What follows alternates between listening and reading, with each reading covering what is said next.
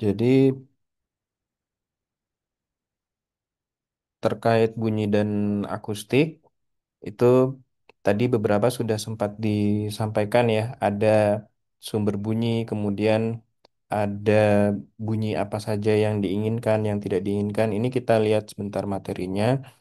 Jadi terkait akustik, dasar-dasarnya adalah ini ilmu yang mempengaruhi tentang bunyi, sifat dan perilakunya, terutama ini ya teman-teman terkait bunyi dan bangunan.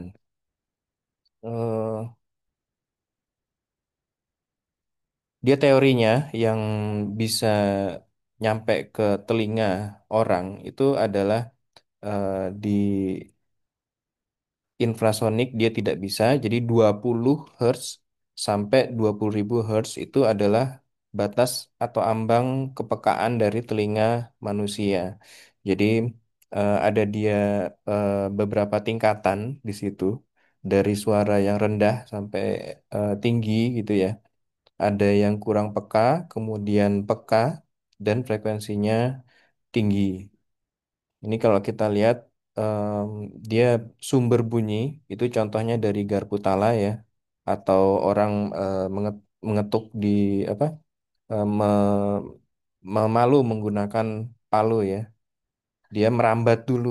Nah, ini jangan lupa ada rambatannya dan terakhir ke penerima. Dasar-dasar dari akustik itu sendiri adalah dia terdiri dari sumber suara.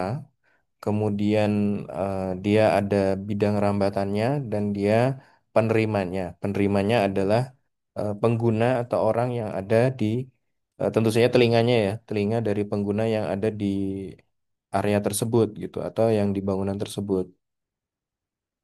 Nah, ini kita fungsinya bagaimana kita memodifikasi ruangan itu adalah untuk memodifikasi atau mengurangi kebisingan. Kemudian yang kedua itu adalah membuat alternatif atau mengkontrol ya dia jalur dari rambatan bunyi tersebut. Kemudian yang ketiga adalah untuk apa, membuat nuansa atau suasana aman atau suasana yang protektif gitu terkait dengan telinga atau dari sumber bising tadi ke orangnya gitu ya. Ada yang namanya sound reflection, absorption. Absorption itu jadi penyerapan dan transmission. Transmission atau transmisinya.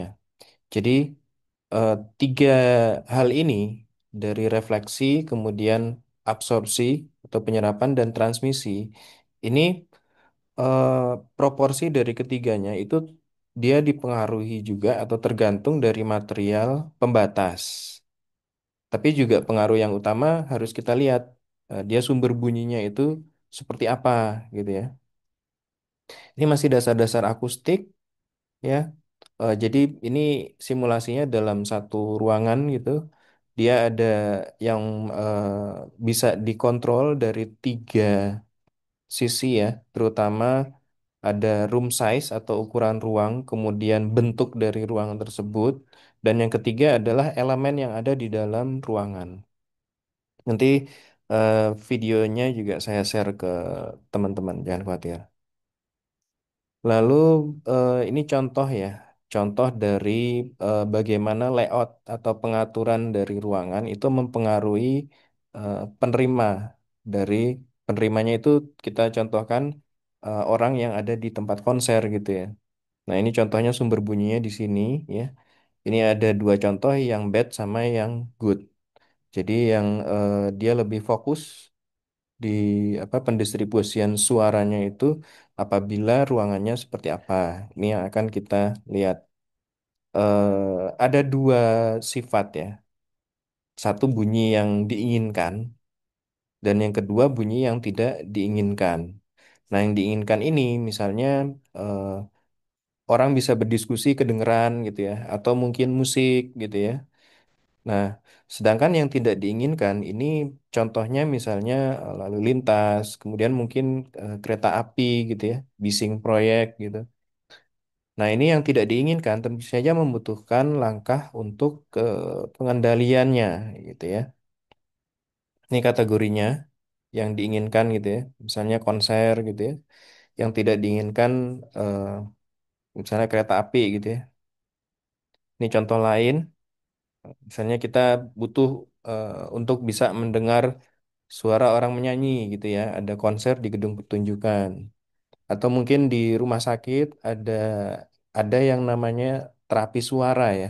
Jadi bagaimana dokter-dokter di sana atau perawat gitu ya menggunakan terapi suara untuk menyembuhkan pasien. Lalu mungkin ya suara alam gitu, misalnya air, kemudian angin, lalu ada suara burung gitu ya. Ini adalah kategori bunyi yang diinginkan. Nah, kemudian ada juga yang tidak diinginkan tadi ya. Contoh-contohnya misalnya suara kereta api gitu ya. Kemudian jalan raya. Lalu mungkin proyek gitu ya. Kan dia bising ada mesin-mesin berat, alat-alat berat ya. Ada crane. Kemudian ada orang malu ya. Orang menggunakan alat ya.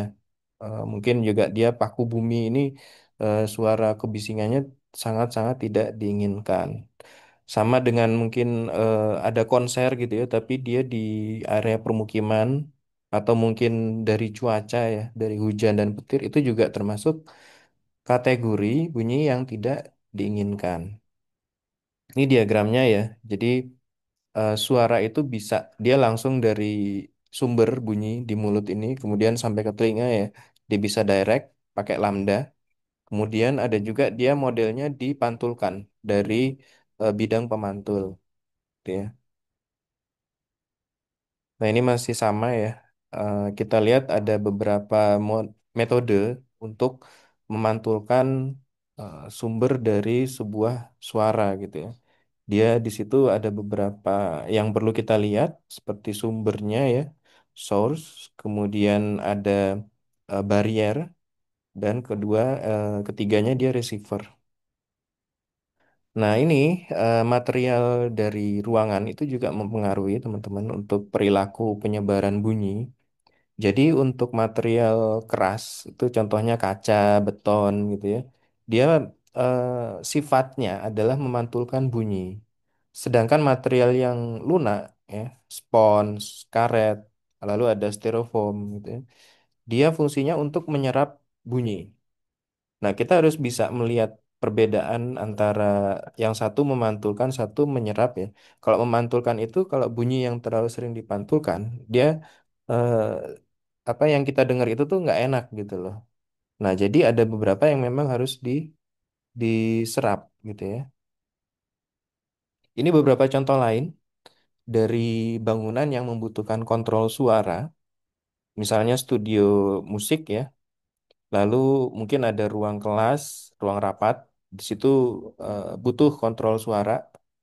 Kemudian kalau teman-teman membangun hotel atau tempat akomodasi, dia juga dibutuhkan kontrol suara untuk menjaga kenyamanan dari tamu. Lalu ada ruang pertunjukan atau teater, atau di sini contoh lainnya kantor atau ruang kerja yang berada di area bising ya. Sama dengan di gedung tinggi gitu.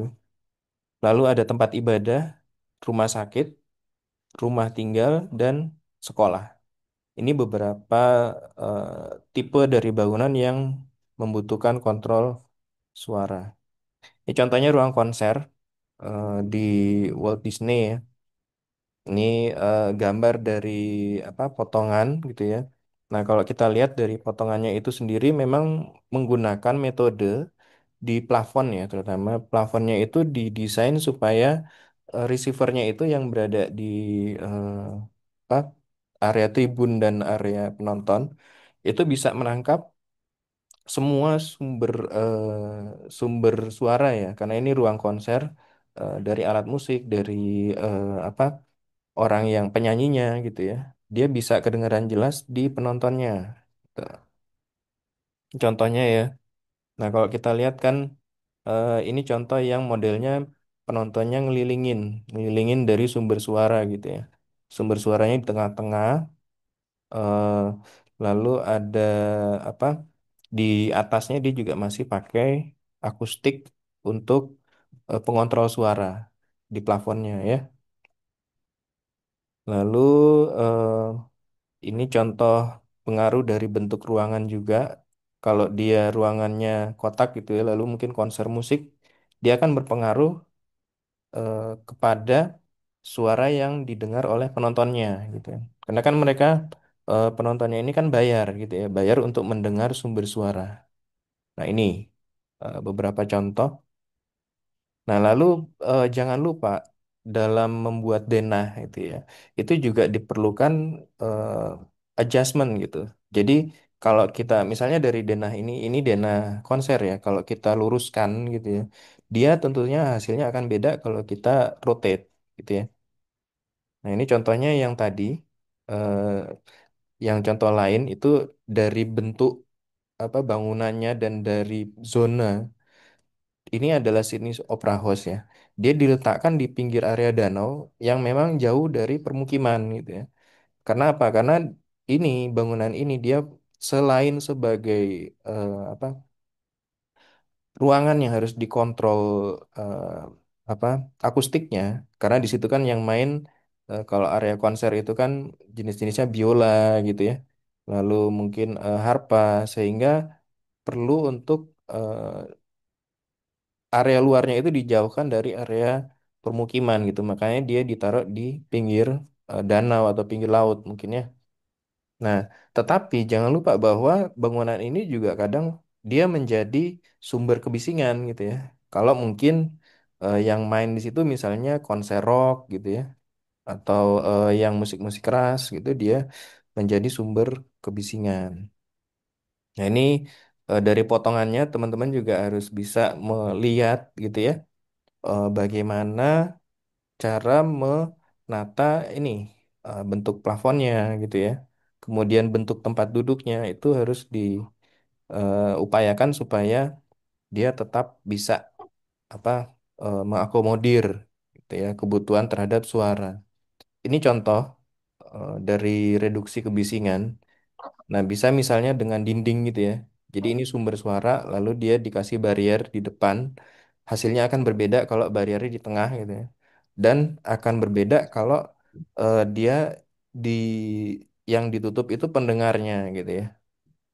Nah, ini contoh arah dari reduksi kebisingan gitu. Ini beda-beda, ada layout yang beda. Kok nyanyi? Just like the clouds, my Di eyes will do the same.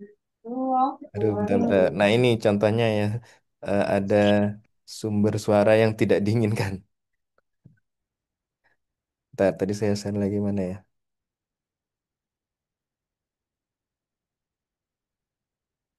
Oke, masih kelihatan ya.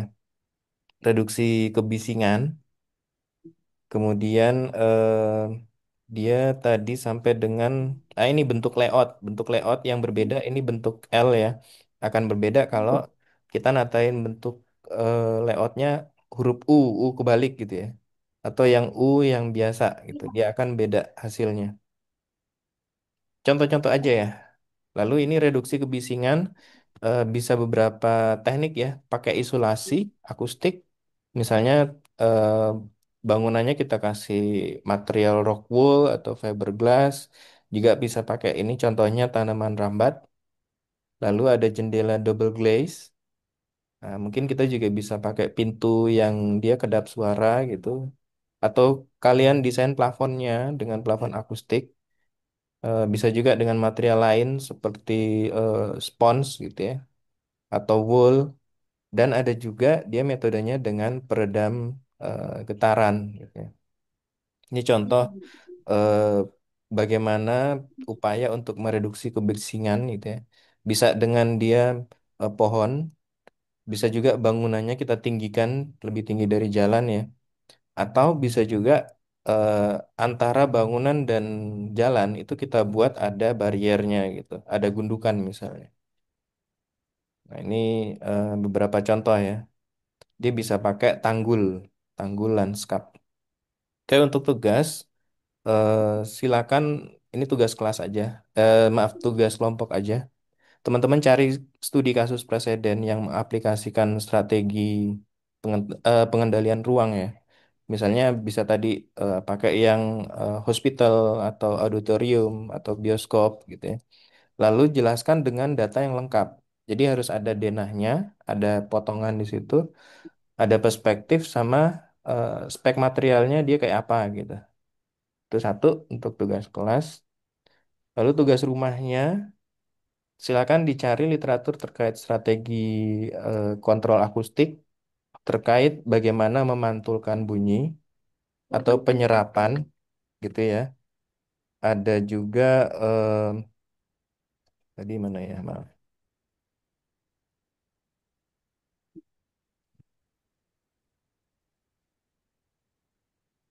Penyebaran bunyi dan yang terakhir difraksi bunyi. Silakan dibuat, diilustrasikan di gambar manual, lalu diberi penjelasan dengan contoh kasus dari bangunan atau ruangan gitu. Oke, itu aja mungkin tugas rumahnya. Ada yang mau nanya nggak nih tugas rumahnya? Kalau nggak ada saya Wah, tutup. ini Hmm, silakan. ini kelompokan semua kan ya? Iya, ha. Jadi tadi ada tulisannya individu dijadikan kelompok aja semuanya biar gampang. Nanti minggu Saat 13 hari Jumat ya kita ketemu di kampus lagi. yang tugas poster minggu depan ya, Pak? Tugas sama tugas posternya juga minggu depan. Itu kemarin kelompok atau